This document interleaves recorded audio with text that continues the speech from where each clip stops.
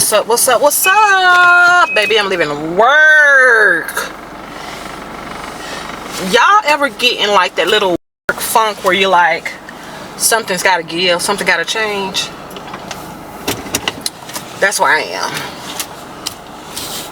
Something gotta give, something gotta change, you know?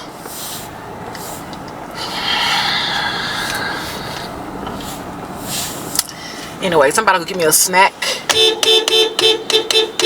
I'm supposed to be on a diet, right? Because I got goals, personal goals. But I need a snack because I'm just not happy.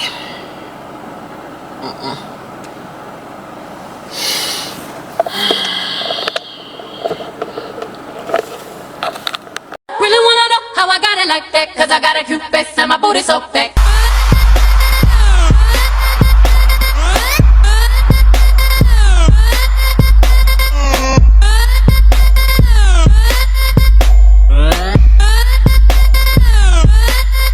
I'm a grown woman.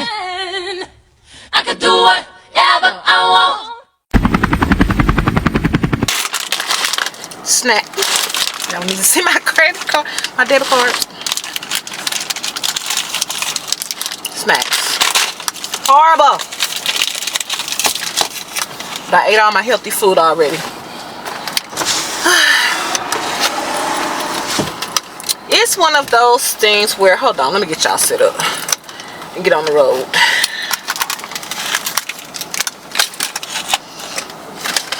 The thing is,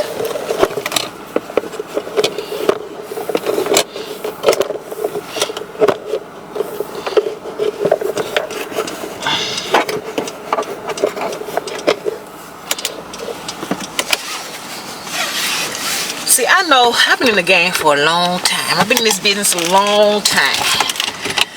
So I know all the little tricks that managers and people like to try to use. They want to make you feel like, oh my gosh, you're so awesome. Can you do this? You're so nice. You're so good at this. Can you do this? Can you do this? Until they use your ass all the way up. And I'm like, I know how it goes. But see, when you do it right, you got to give a little in order to receive a little. If you want somebody to do X, Y, and Z, you got to be able to give them something to make them feel, you know, okay, this is worth giving you X, Y, and Z because I'm getting A, B, C. But when you're not getting and you're just giving, a person gets agitated, annoyed, they feel used and abused. And then you get disgruntlement. And that's where I found myself. It's like I'm too talented to just be in this predicament. Something gotta give, baby. Sometimes gotta give. And one thing about people, about human beings, is if you're open, and I'm a naturally nice, giving person, and people tend to try to take advantage of that. And I have learned in the last, especially the last 2 years of my life, I'm changing that. I don't want to be misapproachable. I don't want to be misnice. If I feel like you're taking advantage, I'm gonna switch up on you. Straight up. I'm switching all the way up. I don't want you to feel like you can come to me for anything. Because it's getting to a point where people will take, drain you dry. When you have nothing, they gone. When you have nothing, they have nothing to offer you back. And that's not okay. And it's not just a work thing, it's a life thing. Real talk. In life. And I look around when I'm at my worst, and I'm like, who can help me out my worst? Ain't nobody there. But I'm the strong one that people can call, whether it be to talk to give advice. But let me tell y'all, the last 2 years, shut down. You hear me? All the way. A little bit more than I was when I first started. And Alright, y'all. So I had to focus on driving and the road and all of that good stuff. But basically what I was saying is that I feel used and abused in this world right now. Okay, not just work thing, but like just in life, you know. Over the last, I start noticing it more so around like when I had my marriage celebration, and I'm like, dang, this person always, you know what I'm saying, I've been there for this person that did this. When I needed them, they weren't nowhere to be around. When I needed to talk about this person wasn't nowhere to be around. But then this person wanted to call me, ask for advice about X, Y, and Z. But when I got some needs goddamn advice, they ain't got 2 words to say to me. Am I the strong friend that don't have a strong friend? That's what I'm starting to think. And I'm like, am I the strong human being? Because when I look up, I realize, who can I run to? Nobody, bitch. Yourself. And that is not good, baby. I might need therapy. Real talk. Because I swear to God, sometimes I feel like my emotions and stuff be all over the place for the last, since I gave birth. I might be dealing with extended postpartum depression and a realization that people in life just ain't. For real. You know what I mean? So I've been on a people break for about 2 years now. But I feel myself slowly coming out of whatever this is for the last couple of years since COVID. I've been struggling, y'all. I said that jokingly. I might need to get a therapist, for real. Because I feel like I'm just now kind of coming out of this, I'm dragging myself out of this slump. I'm dragging myself out. Y'all gotta understand, my life was totally different pre-COVID, you know. Summer 2019, I was single. You know, I was talking here and there. At the time, I was entertaining my husband, who's now my husband. I was entertaining him, but it wasn't serious at the time, you know, because he wasn't the only one I was entertaining. You feel me? You know, I was touring Europe. I was backpacking across Europe by myself, you know, and that wasn't my first time doing something like that. That was my summer. My summers since 2017 are me traveling all over the place. Every summer I'm traveling. And throughout the year I'm traveling. Every break I'm traveling. Sometimes I don't even have to be a break. I just travel out the country on the weekend. Especially when you live in Dubai, it's easy to get on the plane and go to another country. Then COVID hit. Well, actually before COVID it was. Then got a hubby, but we had made plans. You know what I'm saying? We're gonna do our big wedding next. We're gonna get married now. We're gonna do our big wedding next year. COVID, baby. All of that just happened at the same time, almost. Pretty much the same time. Because COVID actually started brewing around in October, but a lot of folks didn't know. By the time it hit us, it was hit us real hard, was around March. That's when the world started going into big time shutdown. There was already speculation and some things happening about what was happening in China, and you know, I live in Asia.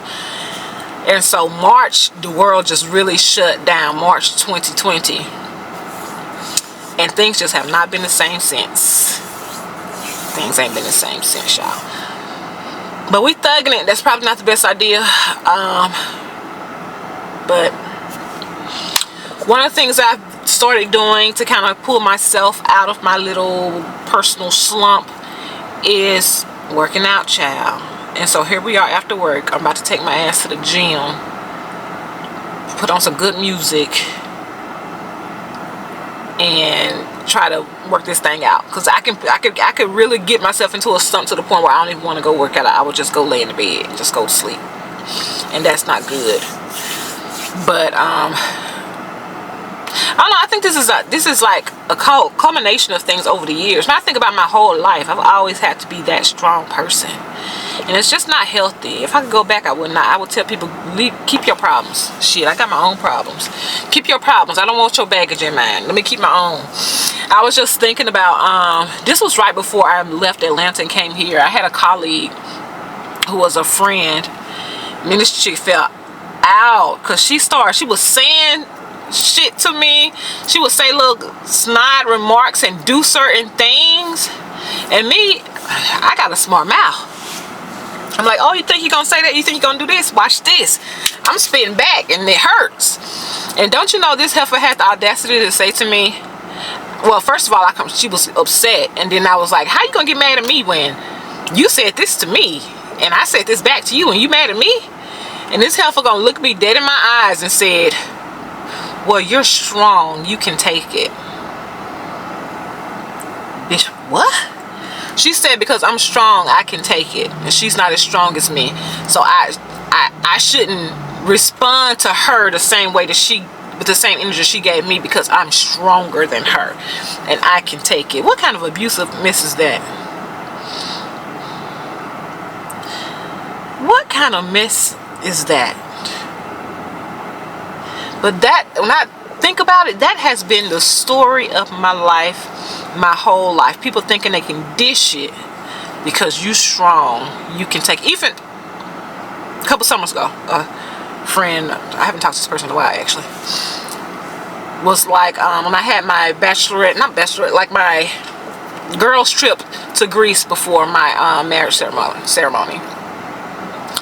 Invited a couple of folks added to the group. They didn't reply, didn't say that, why they weren't coming, nothing, whatever. Delete, bye, whatever.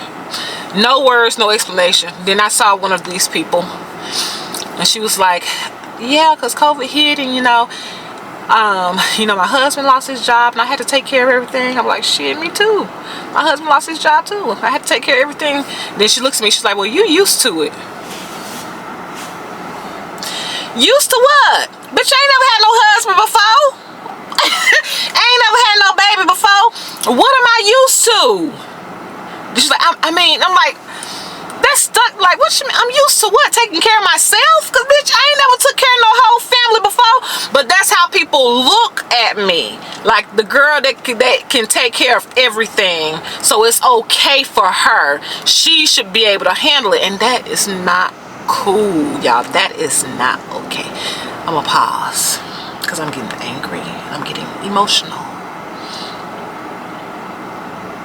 because it's very f***ed up. And quite frankly,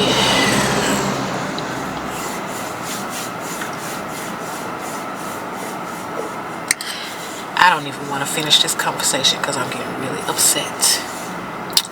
So I'm gonna go to the gym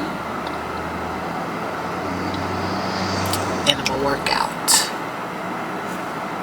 Have a good day.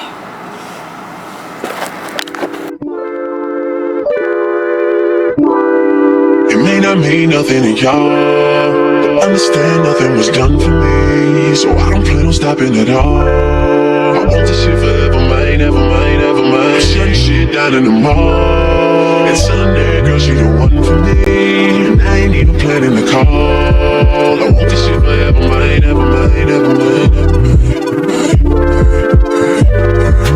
Last name ever, first name greatest. Like a sprained ankle, boy, ain't nothing to play with. Started off local, but thanks to all the haters, I know G4 pilots on a first name basis. In your city, faded off the ground. Nino, she insists she got more class. We know, swimming in the money, come and find me. Nemo, if I was at the club, you know I balled. Chemo, dropped a mixtape, that shit sounded like an album. Who'da thought a countrywide tour would be the outcome? Labels want my name beside an X like Malcolm. Everybody got a deal, I did it without one. Yeah, nigga, I'm about my business. Killing all these rappers, you would swear I had a hit list. Everyone who doubted me is asking for forgiveness if you ain't been a part of it. Yeah.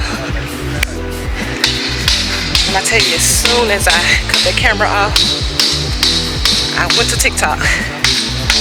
I check in a TikTok every now and then. But this chick popped up that I never seen before. Don't know nothing about her content. And received a word speaking directly to me. Okay. Note taking.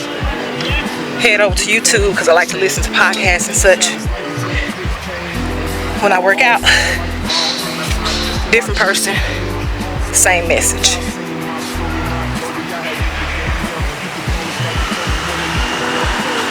Okay. Okay. McLovin', you would think I ran the world like Michelle's husband. You would think these niggas know me when they really does. And like they was down with the only no you fucking wasn't. You such a fucking loser. He ain't even go to class. Bueller. Trade the Grammy plaques just to have my granny back. Remember she had that bad